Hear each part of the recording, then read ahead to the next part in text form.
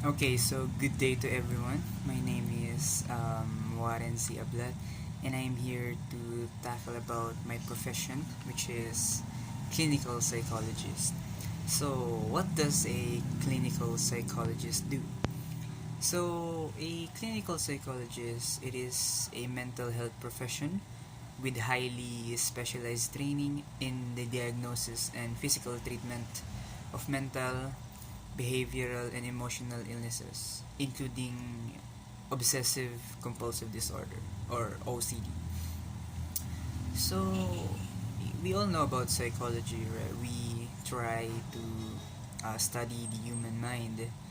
We don't just we don't just read people's mind without proofs.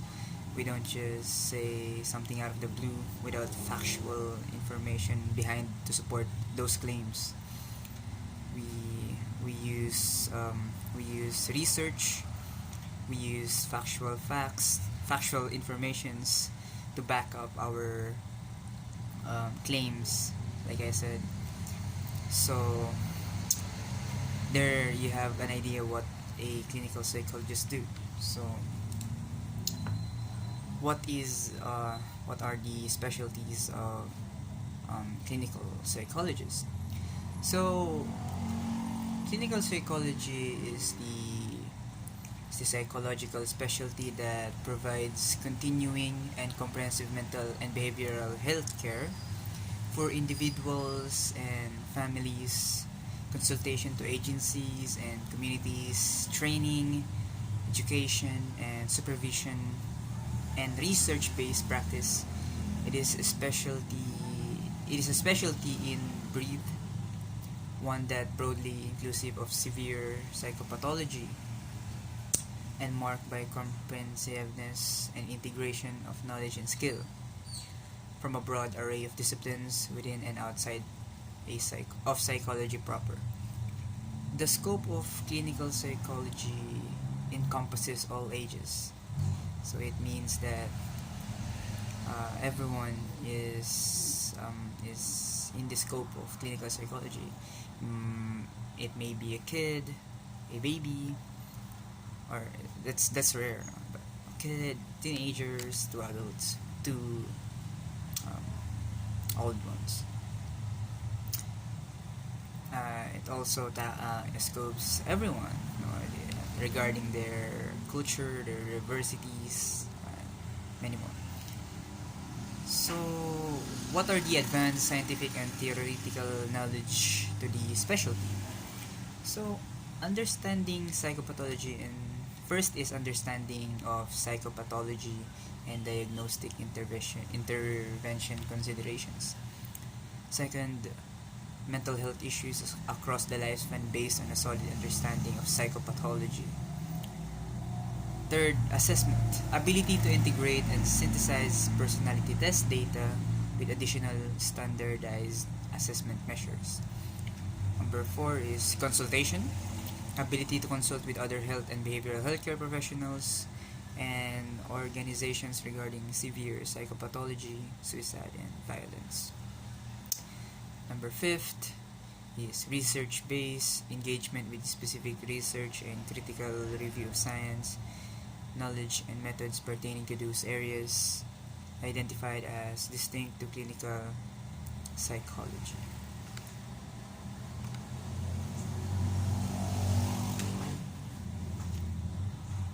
So, what are the parameters to define professional practice in clinical psychology?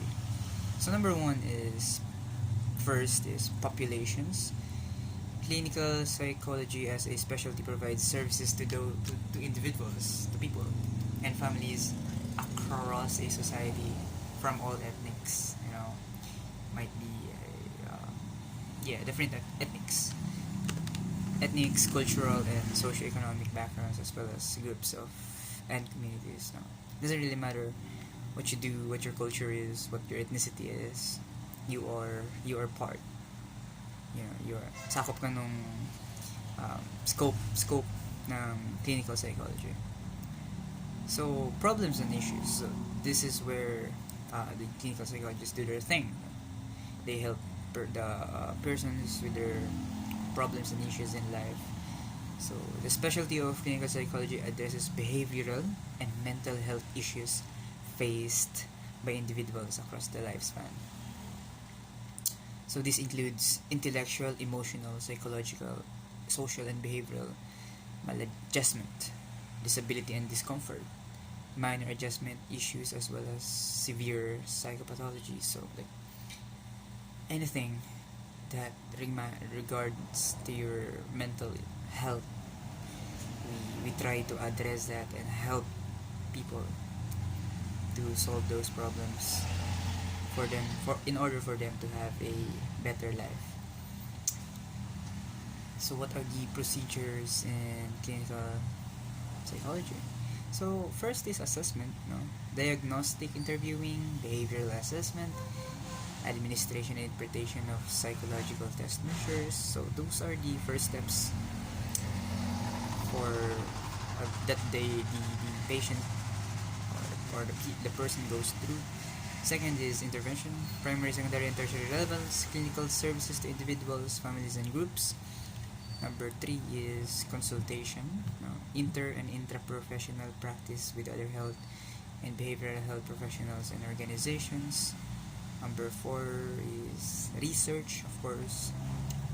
We all know that research can be a pain in the head sometimes, but it is actually very helpful. It is where we get our factual data, whether we want something to be addressed, we use research. Whenever we want something, some problem, if we want a problem to get solved, we want that problem, we want answers to that problem, we do some researching. So research, this engagement with specific research and critical review of science, knowledge and methods pertaining to clinical psychology. So that's basically it. We people from the clinical psychologist department or professional, we help people regarding their health issue, mental problems, discomfort, disabilities. We try to address them as much as we can. We try to provide aid to those people who need it. So that's basically it. Thank you so much. So if you ever know someone that is suffering from mental illness, don't hesitate to consult a psychologist, because mental illness is not a joke. It is a serious thing that many of us suffer right now, and mental illness took a lot of lives. So if you're ever feeling down, feeling gloomy, sad, just open up to someone you trust. And because getting out that heavy feeling you feel is very refreshing.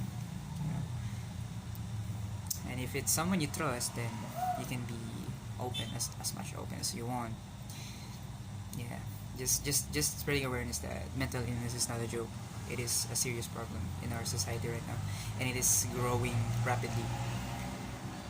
So thank you so much, guys. I hope that you learned something from this video.